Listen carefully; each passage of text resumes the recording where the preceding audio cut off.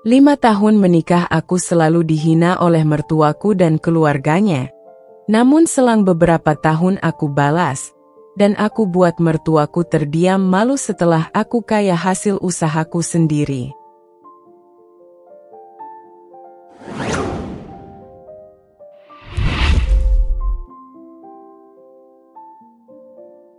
Hujan mengguyur deras malam itu, membasahi jalanan yang lengang. Rumah kecil yang kusambangi setiap harinya tetap berdiri kokoh meski terpaan angin menggila. Namun, di dalamnya, bukan kehangatan yang menyambutku, hanya tatapan dingin dari mertuaku, Bu Ratna, yang selalu memandangku seperti beban hidup. Belanjaan cuma segini, nada tinggi itu menghentakku. Tanganku yang membawa tas plastik penuh bahan makanan gemetar ringan. Aku kira kamu bisa lebih dari ini, Hana. Apa kamu nggak mikir buat bantu suamimu lebih banyak? Aku menelan ludah, berusaha menenangkan hati. Uang yang kupakai untuk belanja itu hasil kerja keras sebagai karyawan toko kecil. Gajiku memang pas-pasan. Tapi aku selalu berusaha memberikan yang terbaik untuk keluarga ini. Maaf, Bu. Saya sudah beli bahan makanan sesuai yang Bu Ratna minta. Jawabku pelan. Tapi tetap aja kurang. Kamu itu udah 5 tahun nikah sama anakku. Tapi nggak pernah bisa bikin hidup kami lebih baik. Bentakan itu menggema di ruang tamu kecil. Aku hanya diam, menggigit bibir untuk menahan air mata.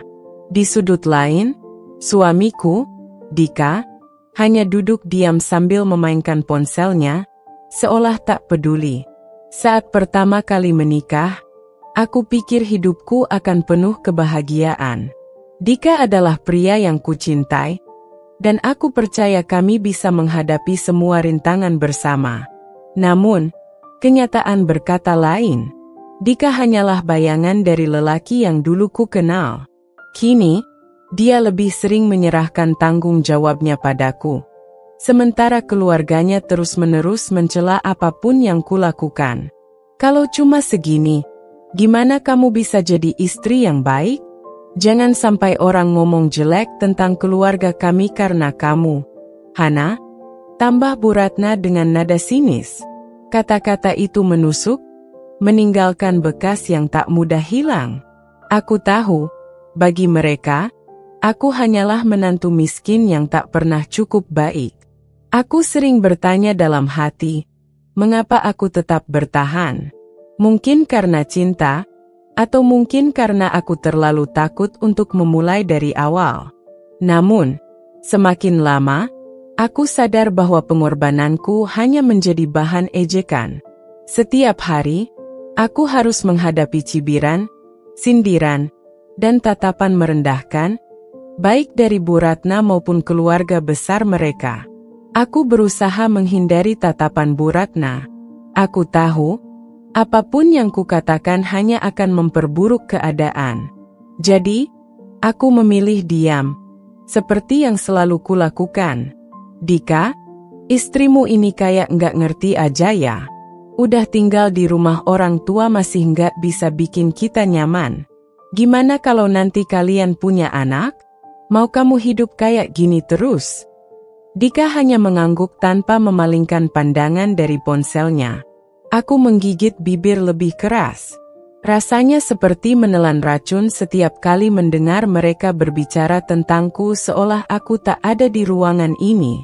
Malam itu, aku duduk di kamar kecil kami, merapikan buku-buku yang sudah usang. Di sudut meja, ada secangkir teh yang sudah dingin. Aku menatap kalender di dinding. 5 tahun.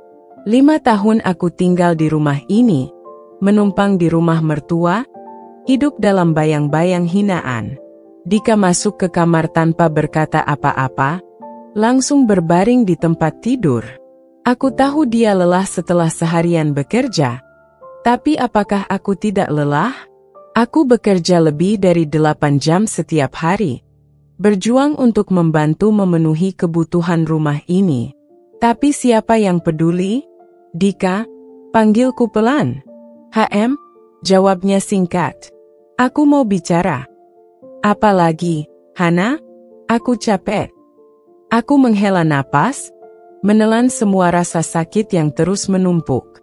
Aku cuma ingin kita bisa pindah dari sini. Aku nggak kuat tinggal di rumah ini terus. Aku merasa, suaraku terhenti, air mata mulai menggenang. Merasa apa? Kamu pikir gampang cari tempat tinggal? Kita di sini karena aku nggak punya cukup uang buat sewa rumah, jawabnya dengan nada jengkel. Tapi aku juga kerja, Dika. Aku bisa bantu. Bantu apa? Uangmu cuma cukup buat belanja. Jangan mimpi bisa lebih dari itu. Aku terdiam. Kata-katanya tajam, seperti belati yang menghujam langsung ke dadaku. Hari demi hari berlalu dengan pola yang sama. Hinaan, sindiran, dan kelelahan yang terus menghimpitku. Namun, di balik semuanya, aku menyimpan sebuah tekad. Aku tak akan selamanya seperti ini. Pagi itu, sebelum berangkat kerja, aku menyempatkan diri menatap diriku di cermin. Mata sembab, wajah pucat, tubuh yang semakin kurus. Aku bahkan nyaris tak mengenali diriku sendiri. Di tempat kerja, aku mulai mencari cara. Aku mendengar rekan-rekan membicarakan peluang bisnis kecil-kecilan yang bisa dilakukan dengan modal minim. Aku mencatat semua yang bisa kupelajari. Malam harinya, setelah pekerjaan rumah selesai, aku mulai mencoba mempraktikkan hal-hal kecil.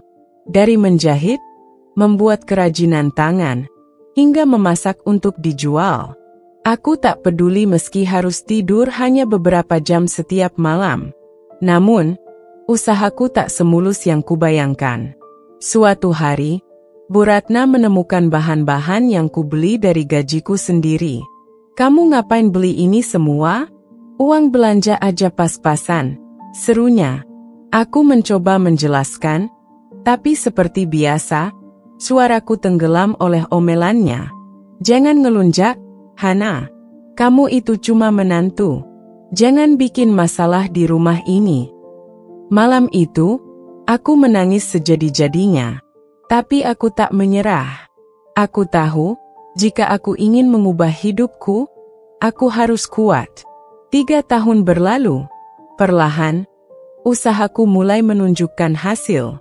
Aku berhasil menjual produk-produk kecil secara online. Aku menyimpan setiap rupiah yang kudapatkan, menyembunyikan tabungan itu dari siapapun, bahkan Dika.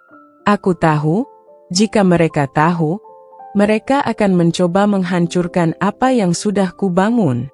Hingga suatu hari, saat aku merasa cukup kuat, aku mengambil keputusan besar. "Dika, panggilku malam itu." "Apa lagi?" jawabnya tanpa mengalihkan pandangan dari ponselnya. "Kita harus pindah. Aku sudah punya cukup uang untuk menyewa rumah." Dika terdiam, menatapku seolah aku baru saja mengatakan sesuatu yang tak masuk akal. "Uang dari mana?" tanyanya. "Dari usahaku sendiri. Aku sudah menyimpan cukup untuk memulai hidup baru." Dia tertawa sinis. "Kamu nggak usah mimpi. Kamu itu nggak bisa apa-apa tanpa bantuan keluargaku." Aku tak menjawab. Aku tahu tak ada gunanya berdebat. Namun, malam itu, aku memutuskan untuk pergi, dengan atau tanpa persetujuannya. Aku berdiri di depan lemari kecil, mengemas barang-barang yang selama ini menjadi milikku. Tidak banyak yang bisa kubawa, hanya pakaian secukupnya dan beberapa peralatan pribadi. Dalam diam, aku merapikan semuanya ke dalam tas tua yang kusimpan di sudut kamar. Aku masuk ke mobil, meninggalkannya berdiri di sana dengan wajah penuh penyesalan. Tapi aku tidak melihat ke belakang. Hidupku sudah terlalu lama tertahan karena dia dan keluarganya. Kini, aku melangkah maju, meninggalkan mereka yang pernah meremehkanku. Malam itu, aku duduk di rumah baruku, menatap hasil kerja keras yang telah kucapai. Ada rasa lega, tapi juga sedikit kesedihan. Tidak mudah melupakan semua luka, tapi aku tahu, aku telah memenangkan pertarungan ini, pertarungan melawan diriku sendiri, melawan rasa takut, dan melawan keraguan. Namun, di sudut hatiku, aku tahu bahwa perjalanan ini belum selesai. Hidup selalu penuh dengan ujian, dan aku siap menghadapi apapun yang datang. Beberapa minggu setelah pertemuan di acara pernikahan itu, aku kembali fokus pada usahaku. Bisnis terus berkembang, dan aku bahkan sedang mempertimbangkan untuk membuka cabang baru di kota tetangga. Namun, seperti biasanya, hidup tidak pernah benar-benar tenang. Suatu pagi, saat aku sedang memeriksa laporan keuangan di toko, seorang pegawai mendekat dengan wajah bingung. "Bu Hana, ada tamu yang ingin bertemu. Dia bilang penting sekali." Aku mengernyit. "Siapa?" Dia bilang dia, suami ibu. Dadaku terasa berdegup kencang. Suami? Aku sudah tidak menganggap Dika sebagai bagian dari hidupku. Apa yang dia lakukan di sini? Dengan enggan, aku bangkit dan berjalan ke ruang tamu toko. Dika duduk di sana, terlihat lebih berantakan daripada terakhir kali aku melihatnya. Wajahnya pucat, matanya cekung, dan pakaian yang dikenakannya kusut. Ketika dia melihatku, matanya seolah memohon. "Hana, aku butuh bantuanmu," katanya pelan. Aku berdiri di ambang pintu, memandangnya tanpa berkata apa-apa. Hatiku campur aduk antara kasihan dan kemarahan. Setelah semua yang dia lakukan, dia berani datang ke tempatku dan meminta bantuan? "Kenapa kamu ke sini, Dika? Aku pikir kita sudah selesai." Aku tahu, tapi aku nggak punya tempat lain untuk pergi. Aku kehilangan pekerjaan, dan ibu sakit keras. Aku terdiam. Bu Ratna sakit? Sebesar apapun luka yang dia tinggalkan padaku, aku tidak pernah mengharapkan hal buruk terjadi padanya. Tapi aku juga tahu, ini bukan masalahku lagi. "Apa hubungannya denganku?" tanyaku dingin. "Rumah akan disita kalau kami nggak segera bayar utang." "Ibu, dia butuh biaya untuk pengobatan." Aku nggak tahu harus minta tolong ke siapa lagi. Aku tertawa kecil, penuh rasa getir. Jadi sekarang, setelah semua hinaan dan penolakan yang aku terima, kamu datang padaku untuk minta bantuan? Hana, aku tahu aku salah. Aku tahu keluargaku salah. Tapi ini soal hidup dan mati. Aku juga pernah merasa hidupku seperti mati, Dika. Waktu aku diperlakukan seperti sampah di rumah itu, gak ada yang peduli. Bahkan kamu, suamiku, cuma diam dan membiarkan semuanya terjadi. Dia menunduk, wajahnya dipenuhi rasa malu. Tapi aku tidak merasakan kepuasan. Sebaliknya, ada rasa sakit yang kembali mengemuka, mengingat semua yang pernah kulalui. Aku nggak tahu, Dika, lanjutku. Aku butuh waktu untuk memikirkan ini. Dia mengangguk pelan, bangkit dari kursinya. Aku mengerti. Aku nggak akan memaksa. Tapi, tolong, Hana, kalau kamu masih punya sedikit hati untuk keluarga ini, bantu kami. Malam itu, aku tidak bisa tidur. Kata-kata Dika terus terngiang di pikiranku. Bagaimanapun juga, mereka adalah keluarganya. Keluarga yang pernah menjadi bagian dari hidupku selama 5 tahun. Aku tahu betapa sulitnya situasi seperti ini. Tapi apakah aku sanggup mengabaikan semuanya dan berpura-pura tidak peduli? Paginya, aku memutuskan untuk mengunjungi rumah lama itu.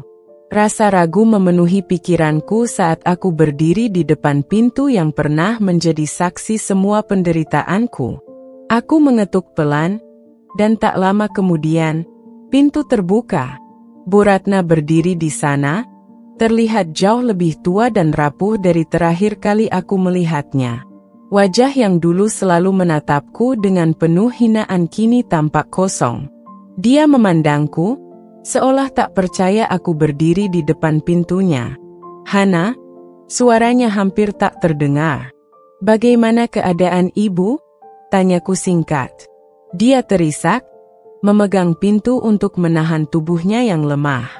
Aku minta maaf, Hana, atas semua yang pernah aku lakukan. Aku tidak pernah menyangka akan melihatmu lagi. Aku tidak tahu apa yang harus kukatakan.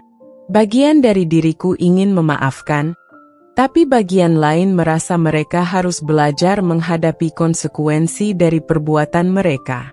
Aku masuk ke dalam rumah, melihat Dika duduk di ruang tamu dengan tatapan hampa.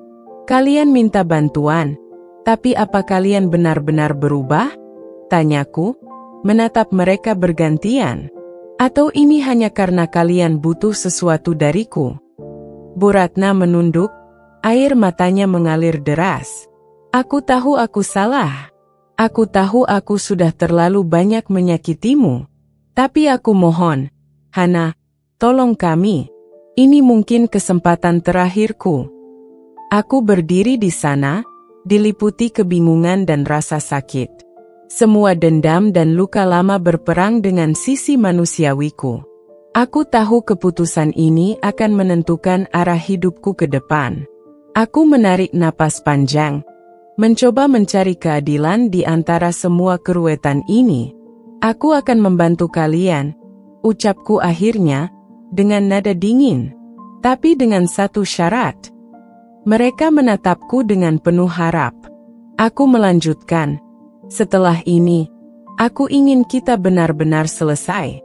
Aku akan membantu biaya pengobatan dan menyelamatkan rumah ini.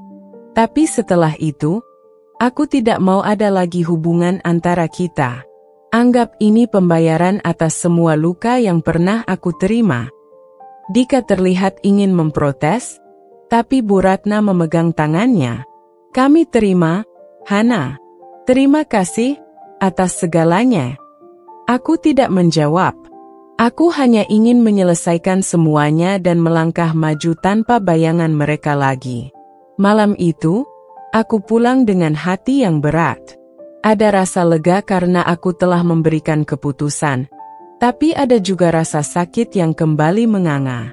Bagaimanapun, mereka adalah bagian dari masa laluku, masa lalu yang ingin kulupakan tetapi terus menghantuiku. Aku mulai mengurus semua yang diperlukan untuk membantu keluarga Dika. Aku membayar sebagian besar utang mereka untuk menyelamatkan rumah dari penyitaan.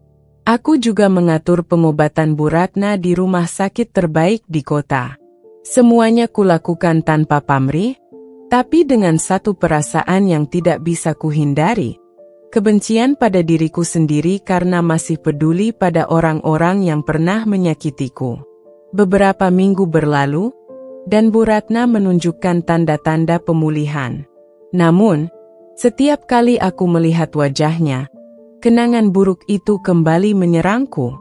Bagiku, membantu mereka adalah cara untuk menutup luka lama, bukan membangun kembali hubungan.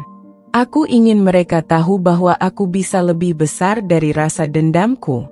Suatu hari, aku menerima telepon dari Dika.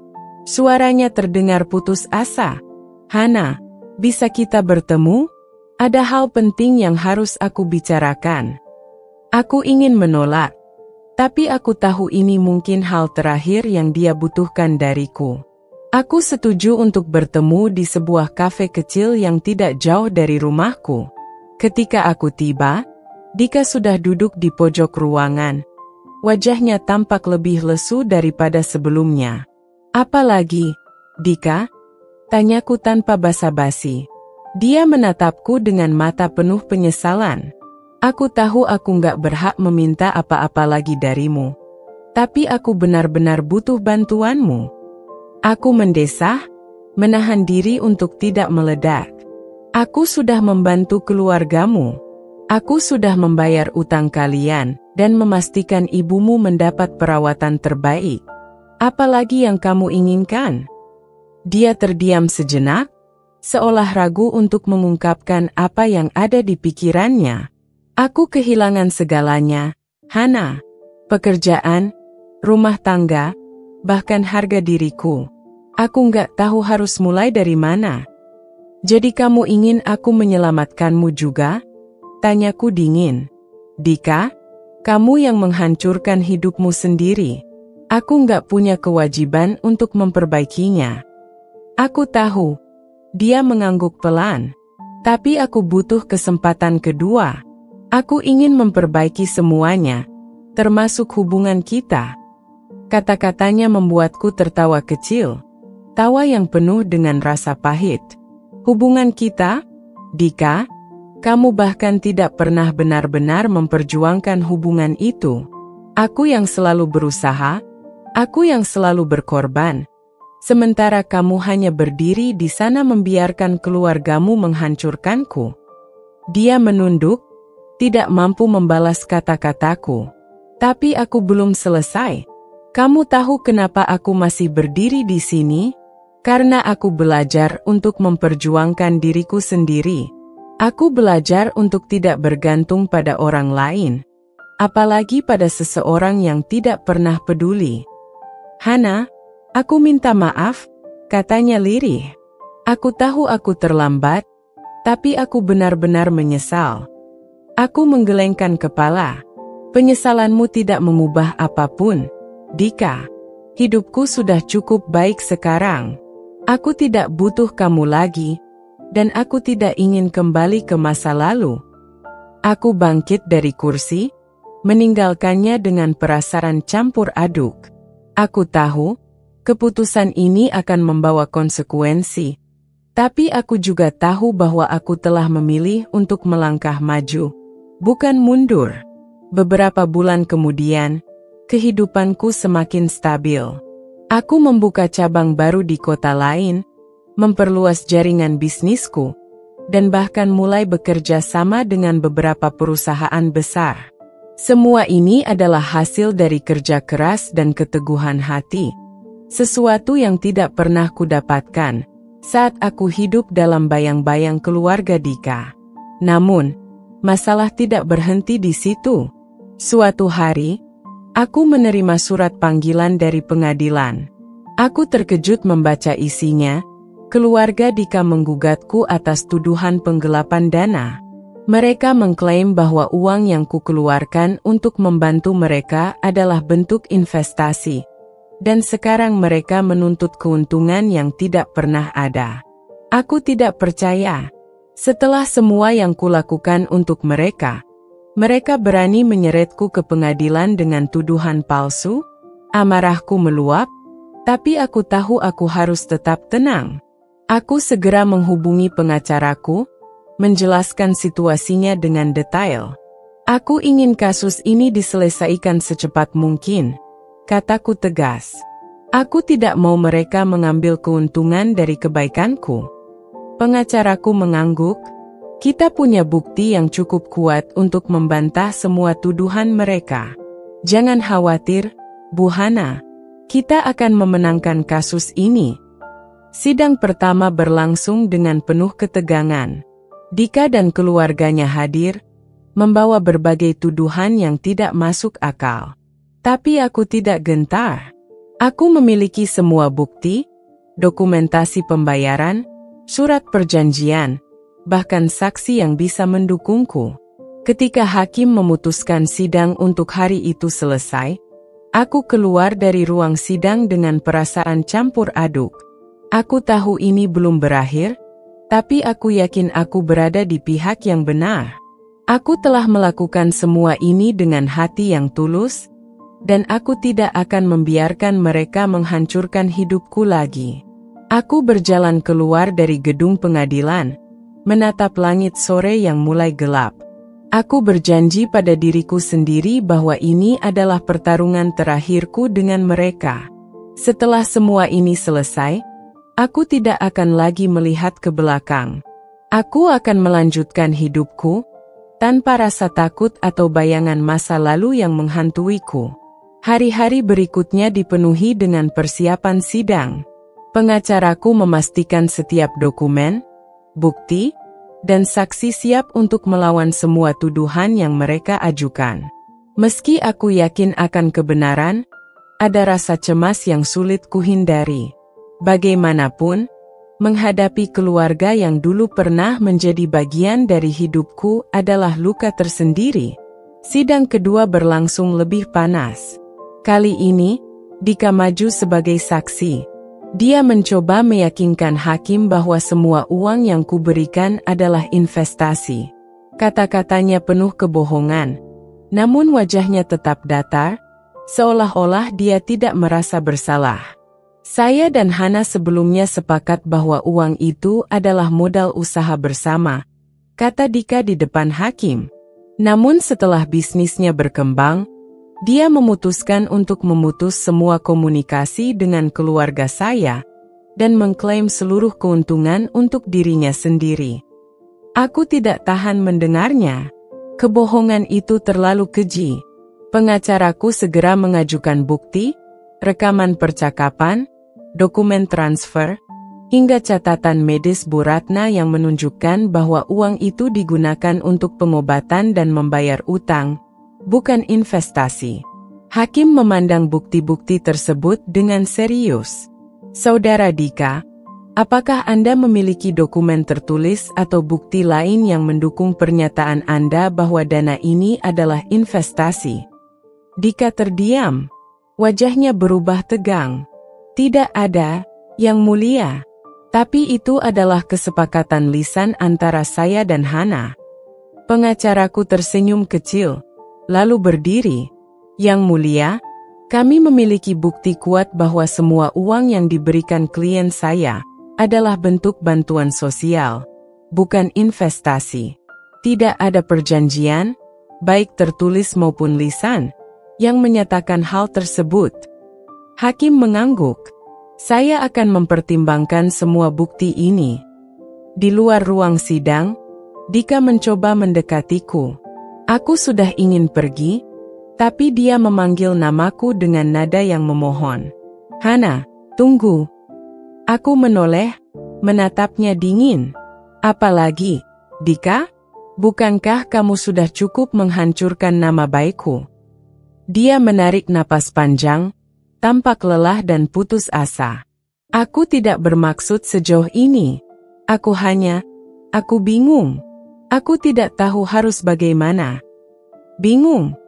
Aku hampir tertawa mendengar kata itu. Kamu bingung. Lalu kamu pikir menyeretku ke pengadilan adalah solusi? Dika, kamu sudah melewati batas. Aku tahu aku salah. Suaranya serak. Tapi keluargaku, mereka memaksaku. Mereka bilang ini satu-satunya cara untuk menyelamatkan keadaan. Aku menggeleng, tidak percaya. Kamu selalu punya pilihan, Dika. Selalu. Tapi kamu memilih jalan yang salah, lagi dan lagi. Dia tidak membalas. Tatapannya kosong. Seolah dia tahu tidak ada lagi yang bisa dia lakukan untuk memperbaiki semuanya. Sidang berikutnya menjadi penentu. Pengadilan memutuskan bahwa semua tuduhan yang diajukan oleh Dika dan keluarganya tidak memiliki dasar hukum. Hakim memerintahkan mereka untuk membayar ganti rugi atas kerugian moral yang aku derita akibat gugatan ini. Keputusan itu terasa seperti kemenangan besar, tapi tidak ada kebahagiaan yang menyertainya. Aku hanya merasa lelah. Di luar pengadilan, Bu Ratna mencoba menghampiriku. Wajahnya penuh dengan rasa malu dan penyesalan. Hana, maafkan kami, katanya pelan. Aku tidak tahu bagaimana kami bisa begitu salah memperlakukanmu. Aku menatapnya, mencoba mencari sisa-sisa kemanusiaan dalam diriku untuk memaafkan. Tapi luka itu terlalu dalam. Aku menggeleng. Bu Ratna, aku sudah membantu kalian lebih dari yang seharusnya. Setelah ini, aku ingin semuanya selesai. Jangan pernah hubungi aku lagi. Dia terisak, tapi aku tidak bisa memaksakan diriku untuk peduli. Aku berjalan pergi, meninggalkan mereka dengan rasa bersalah yang harus mereka tanggung sendiri. Malam itu, aku duduk di balkon rumahku, menatap bintang-bintang yang bersinar redup di langit. Aku merasa lega karena semua ini akhirnya selesai. Tapi juga ada rasa hampa yang tidak bisa kujelaskan. Mungkin karena aku tahu, tidak peduli seberapa jauh aku melangkah, bekas luka dari masa lalu itu akan tetap ada. Tiba-tiba, teleponku berdering. Nomor yang tidak dikenal. Aku ragu sejenak sebelum menjawab. Halo, Hana, ini aku, Dika. Aku hampir memutuskan panggilan itu, tapi suaranya terdengar berbeda kali ini. Tidak ada nada memohon atau manipulatif, hanya kejujuran yang suram. Aku hanya ingin mengatakan terima kasih, katanya. Dan maaf. Aku tahu ini tidak akan mengubah apapun, tapi aku ingin kamu tahu bahwa aku benar-benar menyesal. Aku diam, tidak tahu harus berkata apa. Untuk pertama kalinya, aku merasa dia benar-benar tulus. Aku tidak akan mengganggumu lagi, lanjutnya. Aku hanya ingin kamu tahu bahwa aku berharap kamu selalu bahagia. Aku menutup telepon tanpa menjawab. Kata-katanya meninggalkan bekas yang aneh di hatiku, campuran antara kelegaan dan kesedihan. Malam itu, aku memutuskan satu hal. Masa lalu tidak akan pernah menguasai hidupku lagi. Aku akan terus melangkah, mencari kebahagiaan yang kuperjuangkan sendiri, tanpa bayangan mereka yang pernah menyakitiku. Beberapa minggu setelah keputusan pengadilan, kehidupanku perlahan kembali normal. Aku fokus pada bisnis, menjalin relasi baru, dan semakin memperluas jangkauan usahaku. Namun, meski segalanya terlihat baik-baik saja di luar, ada sesuatu yang terus mengganjal di dalam hatiku. Kenangan akan semua konflik dan rasa sakit yang baru saja kulewati. Suatu hari, saat aku sedang menyusun rencana untuk membuka cabang baru, aku menerima undangan resmi. Itu datang dari sebuah perusahaan besar yang sedang mencari mitra bisnis. Namanya tidak asing bagiku, perusahaan keluarga Dika. Jantungku berdebar membaca undangan itu. Mereka ingin bekerja sama denganku. Aku hampir menolak tawaran itu tanpa berpikir panjang.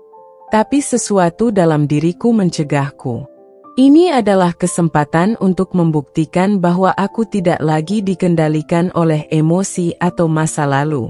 Aku ingin menunjukkan bahwa aku lebih kuat dari semua rasa sakit yang mereka sebabkan.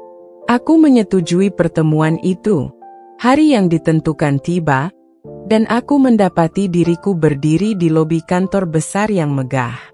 Tempat itu tampak jauh lebih modern dan profesional daripada yang kuingat. Ketika aku masuk ke ruang rapat, aku melihat Bu Ratna dan Dika sudah menunggu di sana. Wajah mereka tampak gugup, mungkin tidak menyangka bahwa akulah yang mereka undang. Hana, Bu Ratna berdiri, tampak canggung. Terima kasih sudah datang. Aku mengangguk singkat. Langsung ke intinya saja. Apa tujuan pertemuan ini? Dika membuka map yang ada di depannya, mencoba tetap tenang meski aku bisa melihat ada ketegangan di matanya. Kami ingin mengajukan kerja sama dengan perusahaanmu, Hana. Kami percaya bahwa pengalamanmu dan jaringan bisnismu bisa membantu kami berkembang lebih jauh. Aku tertawa kecil, bukan karena lucu, tetapi karena ironi situasi ini begitu nyata. Jadi setelah semua yang terjadi, kalian masih berpikir aku akan bekerja sama dengan kalian?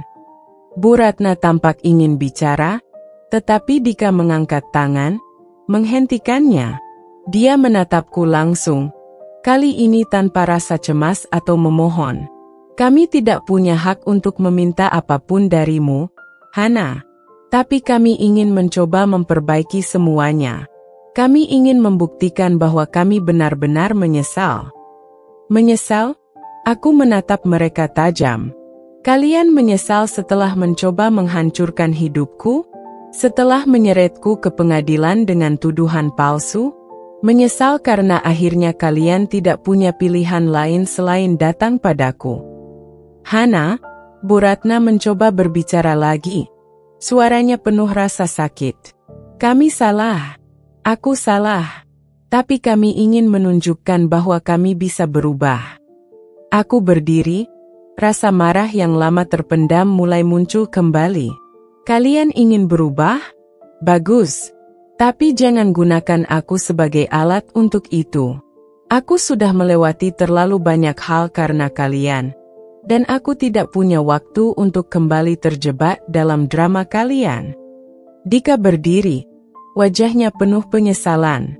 Hana, aku tahu kamu tidak punya alasan untuk memaafkan kami.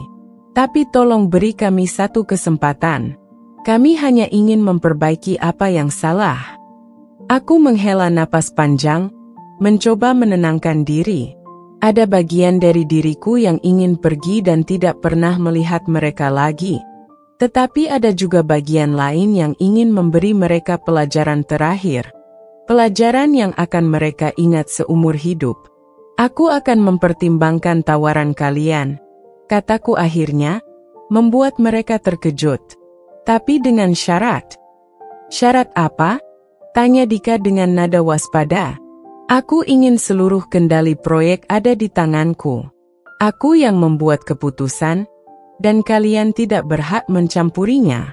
Jika kalian setuju, kita bisa bekerja sama. Jika tidak, maka kita tidak punya alasan untuk bertemu lagi. Bu Ratna dan Dika saling pandang. Wajah mereka menunjukkan kebimbangan. Tetapi akhirnya Dika mengangguk. Kami setuju. Aku meninggalkan ruang rapat dengan perasaan campur aduk. Ini bukan tentang memberi mereka kesempatan, tetapi tentang menunjukkan bahwa aku tidak lagi menjadi korban dalam cerita ini. Aku adalah tokoh utama dalam hidupku sendiri. Beberapa bulan kemudian, proyek berjalan dengan lancar. Aku memastikan semua keputusan diambil dengan profesionalisme tinggi, tanpa melibatkan emosi. Dika dan Bu Ratna bekerja di bawah pengawasanku, dan meski hubungan kami tidak lagi penuh ketegangan, aku tetap menjaga jarak. Hingga suatu hari, saat aku sedang memeriksa laporan proyek, Dika menghampiriku. Dia tampak lebih tenang daripada sebelumnya, dan kali ini, ada sesuatu yang berbeda dalam tatapannya. Hana, katanya pelan. Aku ingin mengucapkan terima kasih. Tidak hanya karena kamu memberi kami kesempatan, tapi juga karena kamu mengajarkan aku sesuatu yang tidak pernah aku pahami sebelumnya. Apa itu? Tanyaku dingin.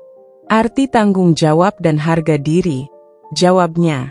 Aku menghabiskan terlalu banyak waktu menyalahkan orang lain atas kegagalanku, dan aku tidak pernah benar-benar belajar untuk memperbaiki diriku sendiri.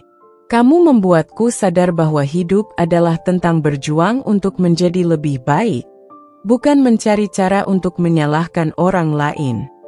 Aku tidak tahu harus berkata apa. Kata-katanya terdengar tulus, tapi aku tahu ini tidak akan mengubah apapun. Dika, kataku akhirnya, aku berharap kamu bisa menemukan jalanmu sendiri. Tapi hubungan kita selesai di sini. Aku sudah memaafkanmu, tapi aku tidak ingin kamu atau keluargamu lagi menjadi bagian dari hidupku. Dia mengangguk pelan. Aku mengerti. Terima kasih, Hana, untuk segalanya. Itu adalah terakhir kalinya aku berbicara dengan Dika. Proyek selesai dengan sukses, dan aku melanjutkan hidupku dengan kepala tegak. Aku tidak hanya berhasil membuktikan diriku, tetapi juga melepaskan semua beban masa lalu yang selama ini membelengguku. Kini, aku hidup tanpa dendam, tetapi juga tanpa ruang untuk luka lama. Masa depan adalah milikku, dan aku tidak akan pernah membiarkan siapapun mengambilnya dariku lagi. Setahun setelah proyek itu selesai, hidupku telah jauh berubah. Aku tidak hanya semakin berkembang secara profesional, tetapi juga menemukan kedamaian dalam diriku sendiri. Aku tidak lagi dihantui oleh bayang-bayang masa lalu. Luka itu memang ada, tapi kini menjadi pelajaran yang memperkuatku. Di sebuah pagi yang cerah, aku menerima sebuah surat. Surat itu datang dari Dika. Tulisan tangannya masih sama seperti yang aku ingat. Meski kali ini isinya berbeda. Dalam surat itu, dia menceritakan bagaimana dia kini mencoba memulai hidup baru. Dia bekerja keras untuk membangun usaha kecil yang selama ini dia impikan, tanpa campur tangan siapapun. Dia juga menyebutkan bahwa Bu Ratna kini lebih banyak menghabiskan waktu untuk beribadah, menebus kesalahan masa lalu. Terima kasih, Hana, tulisnya di akhir surat. Kamu adalah pelajaran terbesar dalam hidupku. Aku harap kamu selalu bahagia, karena kamu pantas mendapatkan itu. Aku menutup surat itu dengan mata yang berkaca-kaca. Ada rasa lega yang tidak bisa dijelaskan, bukan karena mereka menyesal, tetapi karena akhirnya, aku tahu bahwa aku telah membuat perbedaan. Bukan dengan membalas dendam, melainkan dengan menunjukkan bahwa aku bisa berdiri di atas kakiku sendiri. Di malam yang tenang, aku berdiri di balkon rumahku, menatap bintang-bintang yang berkelip di langit. Angin malam membawa perasaan damai yang lama kurindukan. Aku tersenyum, mengingat semua perjalanan yang telah kulewati. Perjuangan itu memang berat, tetapi aku bersyukur karena aku memilih untuk tidak menyerah. Aku berbisik pada diriku sendiri, seperti mengingatkan hati yang pernah rapuh. Memaafkan bukan berarti melupakan, tapi memaafkan adalah cara kita membebaskan diri dari rantai luka yang tidak terlihat. Hidup terlalu singkat untuk terus membawa beban itu. Kisah ini bukan tentang membalas dendam, melainkan tentang bagaimana aku belajar mencintai diriku sendiri. Dan untuk semua yang pernah menyakitiku, aku hanya bisa berharap mereka menemukan kedamaian seperti yang aku temukan. Halo, sahabat Putri Bercerita. Kisah kali ini membawa kita pada perjalanan seorang perempuan yang berjuang keluar dari rasa sakit dan ketidakadilan. Ada pelajaran besar yang bisa kita ambil, bahwa kekuatan sejati adalah saat kita mampu berdiri sendiri, melepaskan dendam, dan tetap memilih jalan yang benar meskipun itu tidak mudah. Untuk kalian yang mungkin sedang menghadapi masa sulit, ingatlah bahwa badai pasti berlalu. Jangan biarkan luka masa lalu menentukan siapa kalian hari ini. Bangkitlah, dan percayalah bahwa kalian lebih kuat dari apa yang kalian pikirkan. Terima kasih sudah mengikuti cerita ini sampai akhir. Jangan lupa untuk selalu menjaga kesehatan, menyebarkan kebaikan, dan terus berjuang untuk mimpi-mimpi kalian. Sampai jumpa di kisah selanjutnya, hanya di Cerita Vina. Salam hangat untuk kalian semua. Hati berkilau. Semoga akhir cerita ini memberikan kesan mendalam, dan sesuai dengan harapan Anda. Wajah tersenyum dengan mata bahagia.